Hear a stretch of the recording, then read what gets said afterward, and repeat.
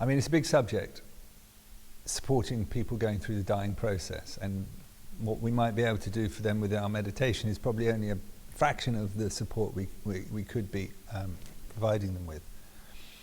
So I suppose we should really separate it out into what we could ask them to do to support themselves and what we can do to support them.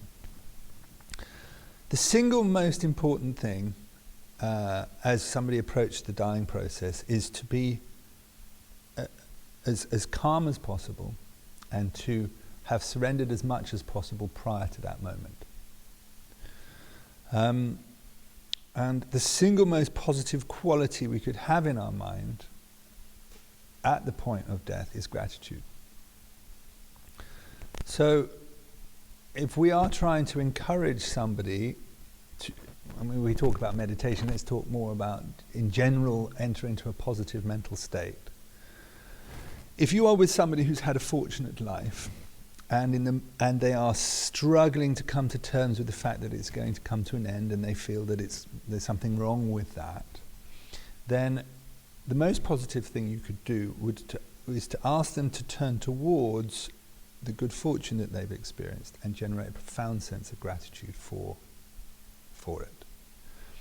And then get to the place where this extraordinary, precious thing that we have is absolutely certainly going to end. And it's a certainty for everybody. It's the only certainty we have in our life, is the fact that one day we're going to die. So try to help somebody get beyond the point where they would still, even in the last days and weeks of life, be pretending to themselves that it might not happen, because that frequently does happen. If you're with somebody who's had a challenging life and would not necessarily see their life as fortunate, then the most noble thing that they could do, and if you could help them to do it, is to get to the place of delighting in the good fortune of others, and in some way transform their suffering into their rite of passage. Because if you can embrace the hardship that you've been through, in some way, it's the pathway or the doorway through which we are able to become a more noble person in some way. So rather than rejecting their hardship and their suffering, see if they can find some way to transform it, to turn it into an uplift. So if we can't get to the place of gratitude because we've felt our life has been hard, then to delight in the good fortune of others is a tremendous expression of generosity of spirit in one who's been afflicted in the life. And anyway, somehow, if we can get them to the place of seeing that life, even if it's full of hardship, is just an extraordinary thing.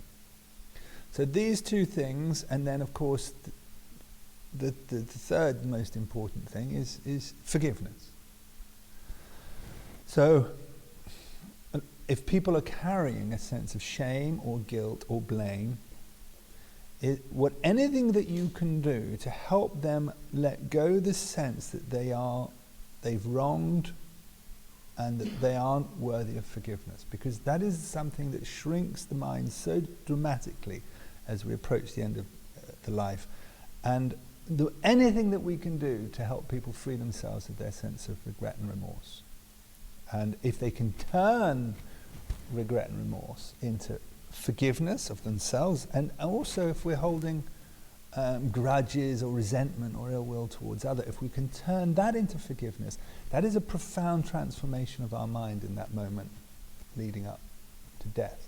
And quite often, the stuff that might take us years to achieve on the cushion through our Vipassana practice can be achieved in this very challenging time at which we approach death.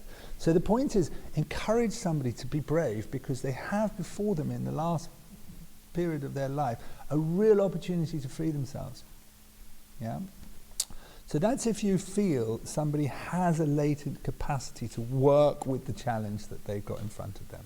You encourage them as much as you can to bring about as much transformation in that process, so that they die as liberated of the things that they're carrying as possible.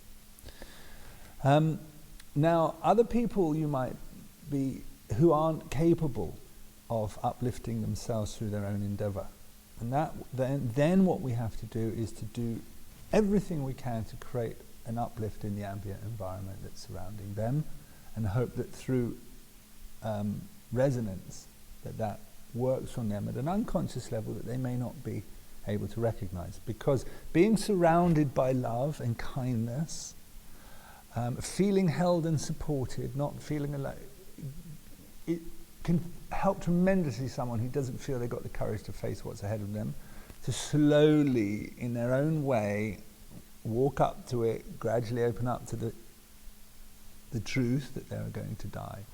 And this is when, by doing meditation with people, but also of course, to sit and practice loving kindness meditation with somebody and for them can be a tremendous support. Having groups of people practicing meditation for someone who's suffering will actually help their own heart to settle. So there's the energetic support we can give at a conscious level for them, which they receive by transference. So loving kindness practice, of course. But the other thing is to look at the person and see what it is within them that creates their own uplift. For example, you might find that to play a piece of music, a sacred piece of music that somehow reconnects them to some sense that there's something sacred in life, even if they're not religious. You'd be surprised how many people will reach out to religion in some way in the last moments of their life. And it doesn't matter that they haven't lived a Christian life or a Muslim life or a Buddhist life. The point is, if they start to open up through one of these channels to something that's beyond them, that's part of the process by which they find ways of surrender. So, playing sacred music, Christian music to somebody, even if they're not, you'd be surprised the power of playing a beautiful piece of sacred Christian music to somebody who's come from a Christian background but hasn't lived a Christian life.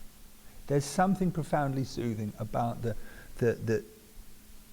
entering into the space that thousands and millions of people over hundreds and hundreds of years have found solace, even if at a religious level it hasn't made sense to you. It still has a capacity to nourish. So music can be as powerful as sitting and comforting with words or meditating for them. And the other way that music can work is the fact that you can leave somebody on their own with it. And all the support that we can give to people around their bedside, the really deep transformation happens in those moments of solitude, when you're really facing what's going on for you alone. Because we are alone when we die. We're comforted by those around us, but that actual transition is something we do alone. So helping them get comfortable in a space of solitude where their own heart opens in their own way and they make their own sense of things is really key. So to create an environment that is nurturing and peaceful, not too much hectic, not too much fussing around them, and leaving them the space, because incredible things happen to people in that space that they get left in. And then, of course, the big challenge is fear. Then we look at where they are at with fear, and we'll maybe talk about that as something else. But looking for ways to help them to approach fear prior to the actual point at which they go through death. Yeah. I mean, the thing is, death itself is the final dismantling of the ego. It's our final rite of passage. If we haven't managed to let go the ideas of ourselves that we're clung to as an active choice through the life, then we will let them go. Whether we struggle to or not, they will be broken apart in a dying process. So, this process of dying is the process of being relieved of what it is that's afflicted us in this life. Yeah?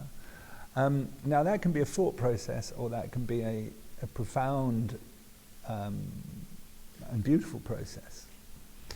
So the more you can do to get somebody into a place of surrender, the less they're going to feel it broken apart in the dying process.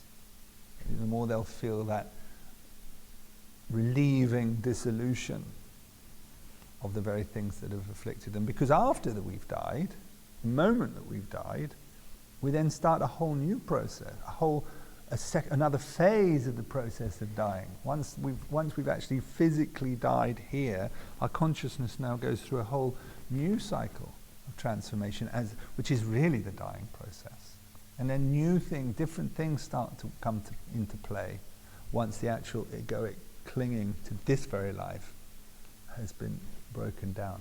So it's a complex and multi-leveled thing. And there's many aspects to it. It's a very important service to provide careful, thoughtful support to those that are close to us as they approach the dying process. It's a duty. It's a responsibility to do what we can for those who are dear to us as they approach their death.